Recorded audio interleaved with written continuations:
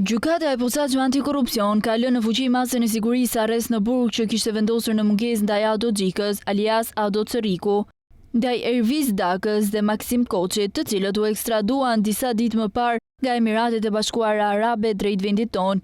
Erviz Daka, 38 vjeç, akuzohet për tentativë vrasje, sigurimi kushteve për vrasje në 2 atentate të rënda në dëm të Kej Pikut dhe Arjan Spahiut në vitin 2020. Në rastin e Pikut ka qenë informator për lëvizje, ndërsa në rastin e vrasjes së Spahiut në Belgjik ka siguruar kushtet për eliminimin e tij. Daka është në akuzë edhe për përkrahjet e autorit të krimit pasi Talo Çela e ka strehuar dhe i ka siguruar kushtet e nevojshme për jetesë. Maksim Koçi ka marrë pjesë në vrasjen e 2 personave, Levis Kaplanit dhe një tjetri, si dhe ka siguruar kushte për vrasjen e 2 të tjerëve, përfshirë ndihmën për fshehje e Talo Çelës.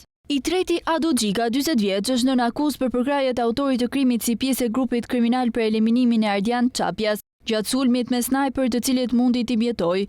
Xhika për 2 vjet me radhë ka ndihmuar Talo Çelën të fshihet, ndërsa në vitin 2020 shoqëroi një gazetar me qëllim intervistimin e të shumë kërkuarit. Talo Çela është person i shpallur në kërkim kombëtar dhe ndërkombëtar, pasi gjykata për krimet e rënda Tirani ka caktuar masën e sigurisë arrest në burg për vepra penale, dibit vrasja e punonjësit të policisë, kryer në bashkëpunim, mbetur në tentativë, vjedhja me armë kryer në bashkëpunim në kuadër të grupit të strukturuar kriminal dhe vrasja me paramendim kryer në bashkëpunim. Çela është autori i dyshuar i ngjarjes së 9 prillit të vitit 2019, ndodhur në pistën e aeroportit Nën Tereza në Rinas, Tiranë, ku persona të maskuar në kërcënimin e armëve të zjarrit kanë arritur të vjedhin një sazi të konsiderueshme vlerash monetare, të cilat po ngarkoheshin në avion. Dhe më pas, gjatë shkëmbimit të zjarrit me policinë, mbeti i vrarë njëri prej autorëve kryesor të kësaj ngjarje.